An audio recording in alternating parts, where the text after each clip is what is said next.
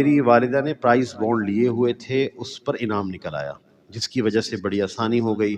ایک تو میری والدہ کے ذمے زکوٰۃ لازم تھی، انہوں نے وہ ادا کی، اور اب اسی رقم سے حج پہ جانے کا ارادہ رکھتی ہیں۔ کیا اس رقم سے حج ہو سکتا ہے یا نہیں؟ پرائز بانڈ جو ہے اس کی حقیقت کیا ہے؟ پرائز بانڈ سود اور قمار کا مجموعہ ہے۔ پرائز بانڈ سود اور قمار یعنی جوا، گیمبلنگ، سود اور قمار کا مجموعہ ہے پرائز بانڈ۔ سود اس اعتبار سے ہے کہ جب بھی اصول یہ ہے کہ جب ہم کسی جنس کا، کسی مال کا آپس میں تبادلہ کرتے ہیں، ایک جنس کے مال کا آپس میں تبادلہ کرتے ہیں، میں سونا بیچوں ادھر سے سونا لوں، چاندی بیچوں چاندی لوں، کرنسی دوں ادھر سے کرنسی لوں، جب ہم کسی جنس کا تبادلہ کرتے ہیں مال کی صورت میں، تو اس صورت میں لازمی ہوتا ہے کہ دونوں برابر سرابر ہوں، کسی طرف اضافے کی توقع نہ رکھی جائے۔ لیکن جو پرائز بانڈ جب ہم خریدتے ہیں اس میں اضافے کی توقع ہوتی ہے، میں پرائز بانڈ اس لیے خرید رہا ہوں کہ اس پر انعام نکل آئے گا، لہٰذا یہ سود کی خالص شکل۔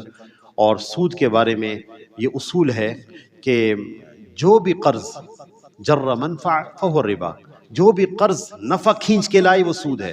یہ جو ہم پیسہ گورنمنٹ کو کیش کی صورت میں دیتے ہیں اور یہ قرض ہوتا ہے، اور اس صورت میں گورنمنٹ ہمیں پرائز بانڈ دیتی ہے، اور گورنمنٹ پھر اسی حاصل کردہ رقم سے اپنا بزنس کرتی ہے، اپنے نظام چلاتی ہے، اور ہم اس کے اوپر امیدوار ہوتے ہیں کہ اس قرض پہ ہمیں نفع حاصل ہو جائے، لہٰذا یہ سود کی خالص شکل ہے پرائز بانڈ۔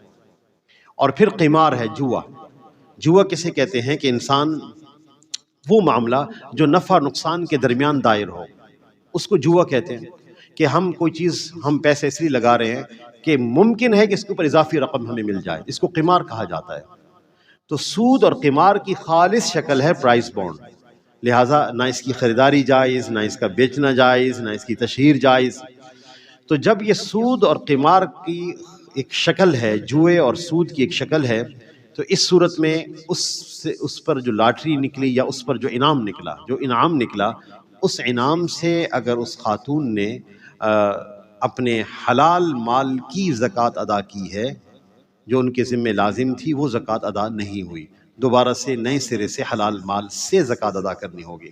دوسرا، یہ خاتون اس مال کے ذریعے سے حج پہ بھی نہیں جا سکتی، اور اگر انہوں نے اپنے گھر پر یہ رقم ضروریات پر خرچ کر لی ہے تو ان کے ذمہ لازم ہے کہ اتنی رقم جو ہے بلا ثواب کی نیت کیے صدقہ کر دیں۔